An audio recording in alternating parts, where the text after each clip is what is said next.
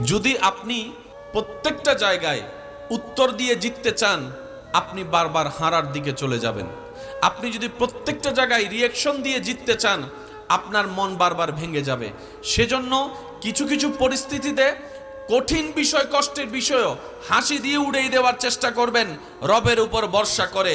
কিছু কিছু জায়গায় পেট ঝগড়া না লাগার জন্য নীরবতাকে আপনি আপন করে নেবেন, ঝগড়া থেকে দূরে থাকবেন, তর্ক থেকে দূরে থাকবেন। আপনার ব্রেইনও ভালো থাকবে, আপনার হার্টও ভালো থাকবে।